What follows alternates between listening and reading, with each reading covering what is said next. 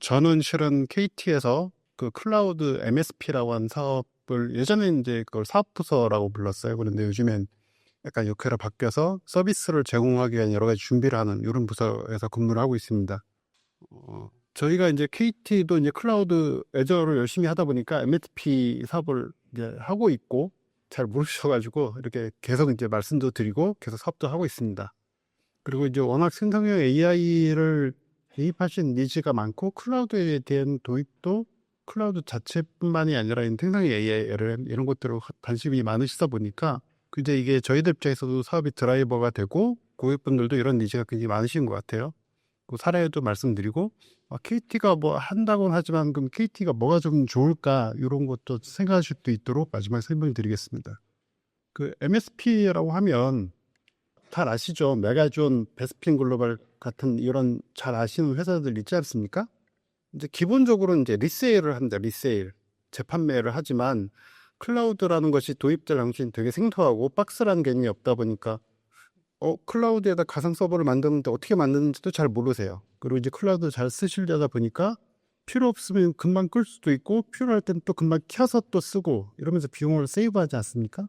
이런 관점에서 그걸 잘 쓸 수 있게 도와드리는 역할이 MSP 역할이었는데 지금은 그 역할들이 더 세분화되고 더 윗단으로 많이 올라가 있는 것 같습니다. 아마 그런 것들을 많이 느끼시는 것 같고 저희들도 그런 것들을 준비하고 있습니다. 맨 아래 인프라 영역들은 굉장히 오래된 얘기인 것 같고요.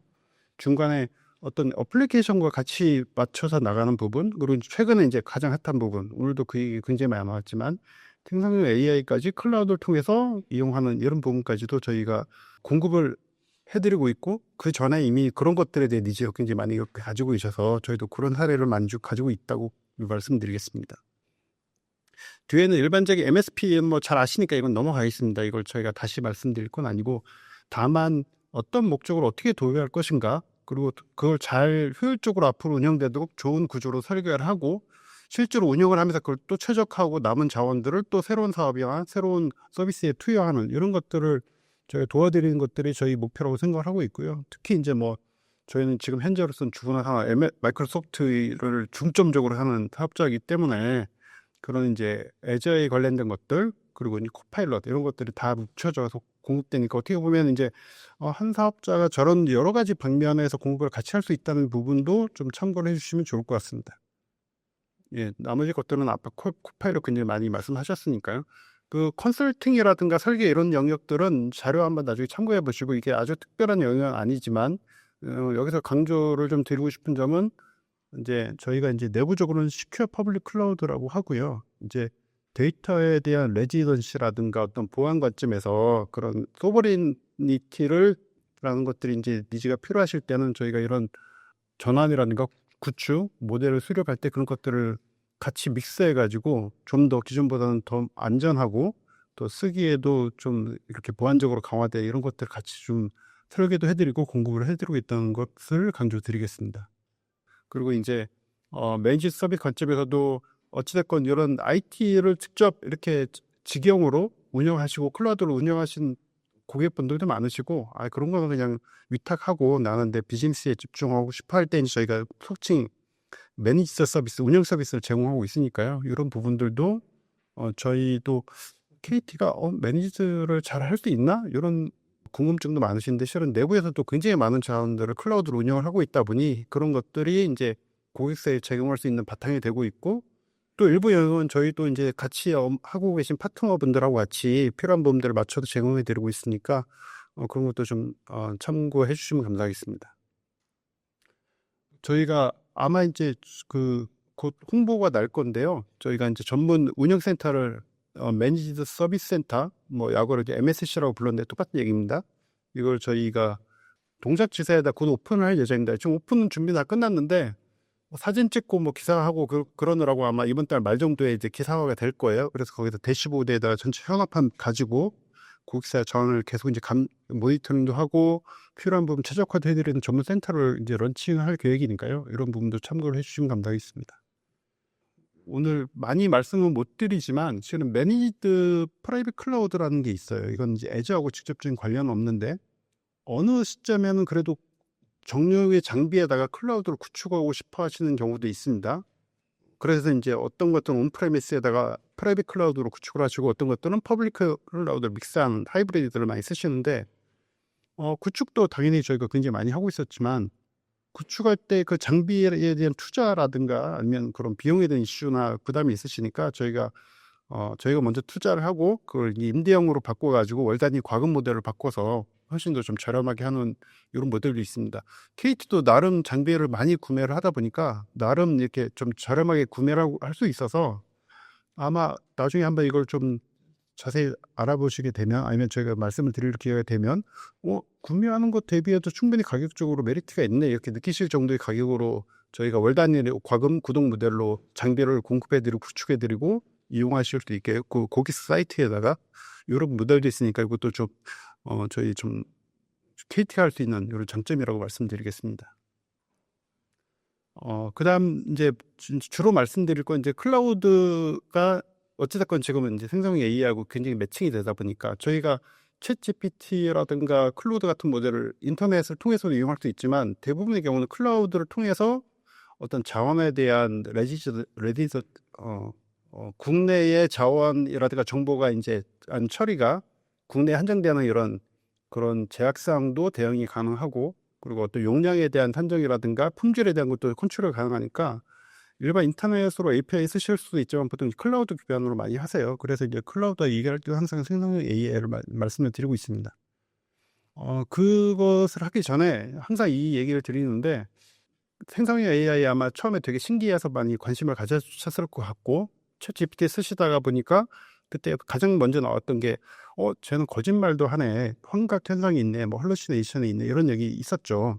되게 유명한 것 중에 하나로 이제 샘플로 가져온 게 세종대왕이 맥북 뭐 던진 사건을 알려줘라고 사실도 아닌 얘기를 물어보니까 그 당시 챗 GPT가 막 주절주절 얘기했는데 다 이제 이상한 소리를 한 거죠. 저게 이제 환각 현상이고 거짓말을 한 건데 실은 그 당시도 그렇고 지금은 훨씬 상황이 나아졌습니다. 지식도 더 많이 늘어나고 저걸 통제할 수 있는 방법도 더 늘어났지만 그 당시에도 저희가 인터넷으로 어떤 질의를 했을 때 답이 없는 효과와 그리고 이제 반대로 API라든가 시스템을 구축하면서 거기 통제할 수 있는 파라미터나 통제할 수 있는 방법들이 좀 틀려요. 근데 인터넷으로 저희가 챗GPT를 쓰게 되면 생각보다는 좀 되게 창발적으로 거짓말을 섞을 수 있는 옵션들이 좀 더 들어가 있다고 보시면 됩니다. 그래서 그 당시에도 프롬프트를 잘 쓰고 옵션을 잘 만들었으면 저게 안 나올 수가 있었어요. 그 당시에도. 지금은 훨씬 더 개선이 됐지만 그러다 보니까 저희가 이 뒤에서 말씀드리려고 한 내용은 실은 저희도 작년 재작년에 그 생성형 AI 과제를 되게 많이 했고 GPU 기본적으로 뭐 4장, 뭐 10장, 16장 넣어가지고 막 뭐 10억, 20억짜리 과제를 했습니다. 저런 우려가 있으시니까 막 비용을 막 태우셨어요. 근데 지금은 이제 거품이 되고 그런 게 되게 불필요한 상황이 됐습니다. 성능도 좋았고 실은 그런 것들 핸들링 할 수 있는 방법도 많이 나왔고 더 잘 알치게 된 거죠. 아직도 이제 미지의 영역이 있지만 예를 들어서 몇 가지 좀 설명을 드리려고 하는데 아마 잘 아시는 분도 계실 것 같고 좀 이렇게 아시는데 좀 정리가 좀 되는데 도움이 되시면 좋겠습니다. 잘 물어봐도 대답이 되게 잘 나와요. 저걸 이제 프롬프트 엔지니어링을 합니다. 물어보는 걸 프롬프트라고 하니까요. 아무리 챗 GPT가 똑똑해도 최근의 어떤 기사라든가 어떤 회사 내부의 전문적인 지식을 모르지 않습니까? 그런 것들은 지식을 주입하는 이런 방식도 있고요. 그리고 이제 뭐 계속 핫하고 아까 코파일럿 할 때도 에이전트라는 얘기가 나왔지만 지금 이게 똑똑하게 자기가 생각도 하고 여러 가지 도구를 골라서 다양한 것들을 추론하는 이런 에이전트 방식도 있습니다. 과거에 이제 돈을 많이 먹었던 게 이제 파인튜닝하는 이런 모델 자체를 수정하는 부분인데 저런 것들은 돈도 많이 들지만 실은 돈 많이 쓴 것 때문에 성능이 그렇게 많이 안 올라가요. 그래서 보통은 지금은 저 앞에 있는 3단계 가지고도 충분히 지금 최근 버전의 LLM 모델을 쓰면 원하시는 정도의 수준이 충분히 나올 수가 있다는 걸 강조를 드립니다. 몇 가지 사례만 간단히 하고 넘어가겠습니다. 프롬프트를 만들 때 내가 궁금한 거를 물어보실 때도 지금 챗GPT 무료 버전으로도 충분히 하실 수가 있어요. 물어보실 때 내가 이렇게 물어보면 답을 이렇게 대답하면 돼. 그리고 물어보시면 그 답을 예시를 준 답을 참고해서 답을 포맷이라든가 형식이라든가 정보가 좀 더 풍부하게 나오는 이런 것들을 이제 뭐 원샷, 퓨샷이라고 하는 답변 예시를 주는 방식이 있고요. 요즘에 굉장히 좋은 게 체인 오브 스토트라고 해서 추론을 하게 만드는 겁니다. 추론. 그러니까 그냥 자기 알고 있는 지식들을 막 쏟아보면은 엉뚱한 얘기가 튀어나올 수 있는데 저 단계적으로 대답해줘라고 끝에 붙이시면 해도, 그러니까 영문으로 얘기하면 Let's think step by step이라고 하고 한글로 그냥 단계적으로 생각해서 말해줘. 끝에다 이걸 붙이시면 답이 훨씬 더 단계적으로 정확하게 나와요. 이런 것들이 굉장히 단순하지만 과거에 있던 여러 가지 걱정들을 효과적으로 없앨 수도 있고 성능을 높일 수 있는, 정확도를 높일 수 있는 방법인 것 같습니다. 그리고 이제 아까도 말씀드렸지만 그럼에도 불구하고 모르는 것들은 일단 모르면 모른다라고 대답해줘라고 시키시는 게 중요하고요. 모르지 않도록 주식을 주입해야 되다 보니까 이제 용어가 되게 복잡하게 하는데 레그라고 하는 방식을 써가지고 프롬프트에다가 걔가 대답할 만한 재료의 지식을 같이 밀어 넣어주는 겁니다. 이제 근본적으로는 프롬프트에다 넣어주는 거예요. 근데 프롬프트가 무한히 들어가는 게 아니까 지식의 가장 참조할 만한 백과사전 중에서 얘가 대답할 참고할 만한 챕터라든가 페이지만 띄어다가 같이 밀어 넣어주는 게 이제 레그 방식이라고 보시면 됩니다. 그래서 자기 두뇌는 똑똑하지만 모르는 지식 여부를 믹스해서 넣어주면, 프롬프트에 밀어 넣어주면 그 답을 참고해가지고 답을 이제 내가 원하는 답이 나올 수 있는 이런 방식이고, 이런 것들이 지금 이제 요즘에 가장 프로젝트 많이 일어나는 영역이죠. 이것도 실은 뭐 비용이 아주 싸다고 할 수는 없지만 추가로 한다던가 지식을 이렇게 계속 업데이트하니까 좀 비용이 들지만 그래도 그 뒤에서 얘기할 GPU를 잔뜩 써가지고 파인 튜닝 하는 것보다 훨씬 더 저렴하고도 좋은 방법인 것 같습니다. 그리고 세 번째가 이제 요즘 나오고 이제 앞으로도 가장 핫할 영역이 이제 저기 에이전트라는 것인데, 에이전트를 하는 영역이라는 정의도 굉장히 많지만 가장 기본적인 게 뭐냐면 LLM한테 내가 이 질문을 물어보면 답을 해줘 이런 개념이 아니고, 너는 이런 영역은 이런 도구를 쓸 수 있어, 다른 영역에 인터넷 검색을 할 수 있어, 이렇게 도구를 알려주고 나서 질문을 물어보면 본인이 내 답을 만들기 위해 필요한 도구들을 선택하면서 최종 답이 나왔는지, 안 나왔으면 또 다른 도구를 선택해서 이렇게 계속 이제 반복을 하다가 최종 답을 내는 방식이에요. 그래서 이게 뒤에서 저희가 프로젝트 했던 예시를 보여드리겠지만 되게 진짜 똑똑하게 보입니다. 이게 다 동일한 LLM 모델을 가지고도 이런 기법을 쓰는 거고요. 이런 것들은 오히려 앞에 있는 레그보다도 더 저렴하게 쓰실 수가 있어요. 그래서 이런 것들이 되게 좋은 방법입니다. 그리고 저희가 클라우드를 쓰면서 항상 중요한 게 비용을 최적화하는 거 있지 않습니까? 저렴한 클라우드를 쓰는 게 중요하지만 이렇게 자기가 필요한 영역에 필요한 도구나 방법을 써가지고 비용을 줄이는 게 중요하죠. 그러다 보니까 이런 것들을 꼭 한번 말씀을 드리고 있어요. 그리고 이제 가장 악명 높고 비용도 많이 들고 예전에 저희들은 약간 좋았지만 막 GPU 잔뜩 넣어가지고 파인 튜닝 했던 이런 모델들인데, 이건 지금 시점에서는 실은 특정한 영역에 특정한 사업자들이 아니면 그리고 권장되지 않는 방식이니까 그냥 넘어가겠습니다.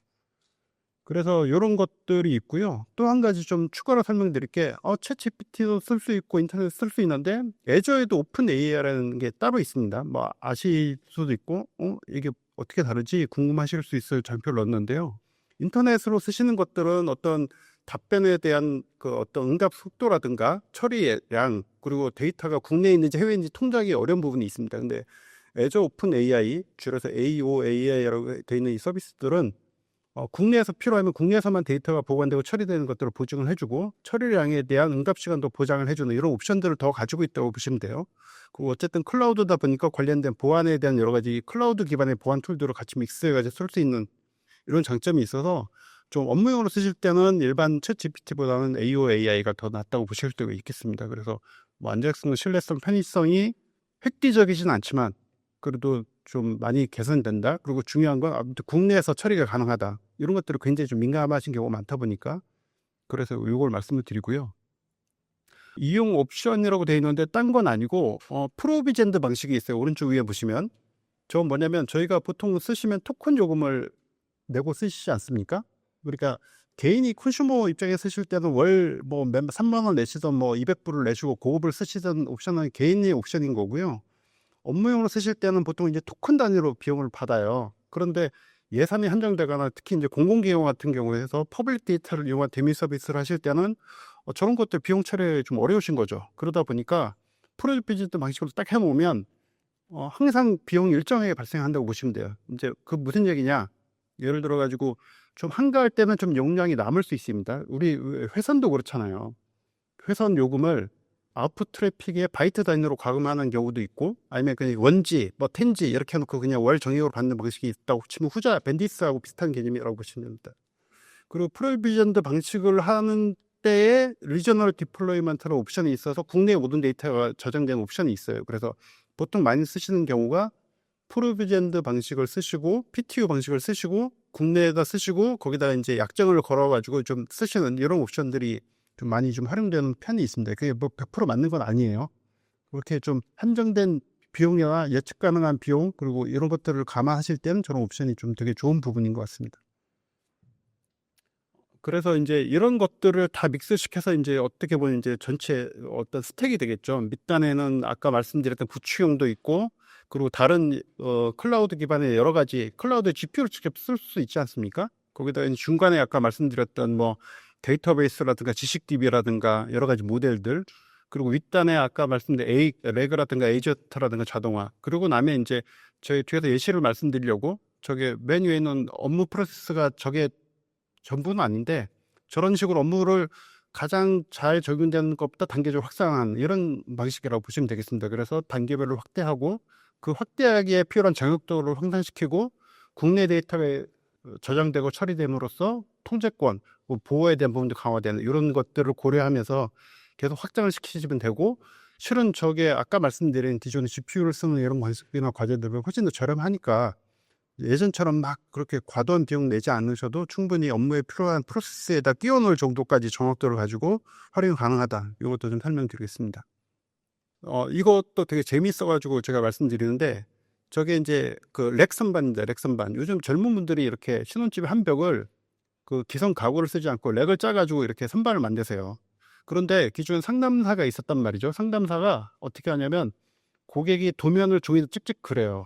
대략적으로 그리면 되죠. 내가 표현하고 싶은 건 전체 방의 벽이 얼마고 몇 단의 선반을 놓고 싶고 이런 걸 그리고, 그러고 나면 고객과 상담사가 채팅을 하고 나면 그 결과로 당신은 어떤 제품을 몇 개를 놓으셔서 그거 구축하시면 돼요. 이런 안내를 해주는 이런 겁니다. 약간 고객 상담이기도 하고 리테일스럽기도 하고 어떤 제조사를 직접 하시는 거예요.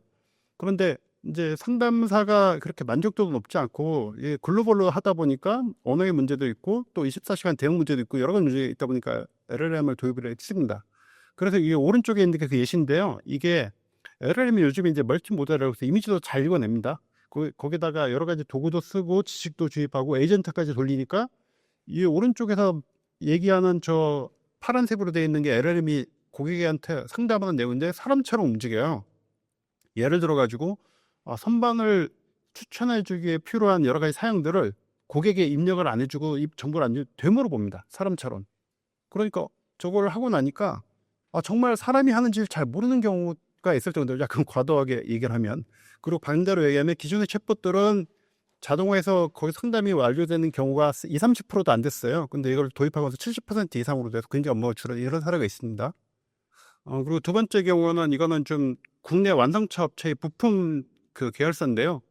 통화를 하면서 부품에 대한 주문과 거기에 대해서 부품을 가지고 재고가 있으면은 그 대리점에서 주문을 넣고 안 되면은 다시 이제 공장으로 이제 넣는 이런 것들을 자동화하는 과제인데, 이런 경우에는 아예 그냥 잡음이 많고 소음이 많은 환경에서 통화 내용을 실시간으로 캡처를 해가지고 그 내용을 STT로 떨구고 그걸 LLM이 다시 해석을 한 다음에 부품 DB를 검색을 해서 주문 재고를 확인하고 없으면 주문 넣는 이런 것들을 처리하는 이런 부분도 좀 다양한 과제를 진행하고 있는데, 여기서 제가 말씀드릴 건 STT가 잡음이 있으면 되게 성능이 떨어진 경우가 많은 게 허들이었어요. 근데 LLM이 그걸 상당히 많이 커버를 하면서 굉장히 높은 성능이 되고 있어가지고 이제 본 사업으로 넘어가고 있는 사례입니다. 마지막으로 빠르게 요 얘기만 하고 넘어가겠습니다. 왜 그러면 KT 열심히 하는 것도 알겠고 사례도 건 알겠는데 KT가 뭘 잘하지?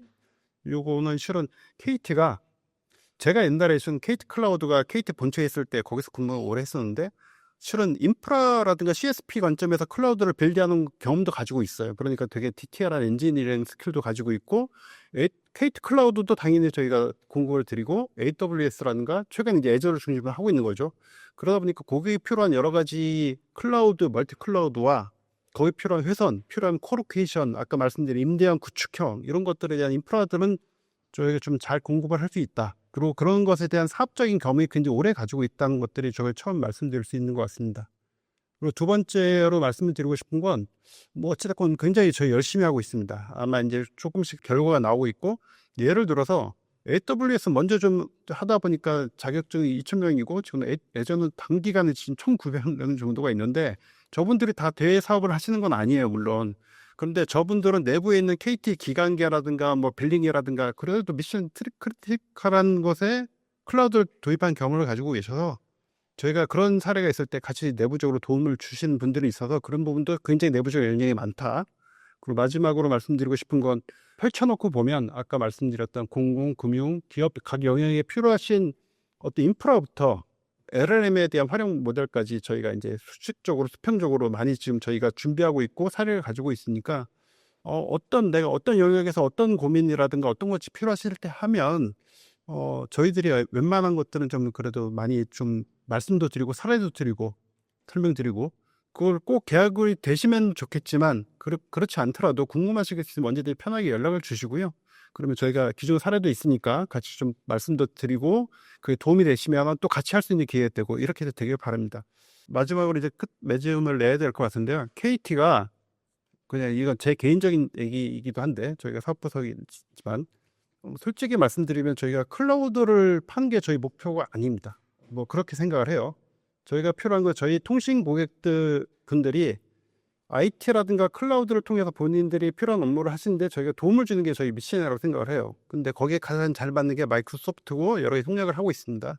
그러니까 꼭 와서 컨설팅을 받고 나중에 계약을 해도 이렇게 부담 갖지 마시고 궁금하시고 있으면 편하게 연락을 주시면 저희 쪽에 그 관련된 분들 저희가 찾아서 혼자 가서 말씀드릴 테니까 언제든지 연락을 부탁드리겠습니다. 이상입니다. 감사합니다.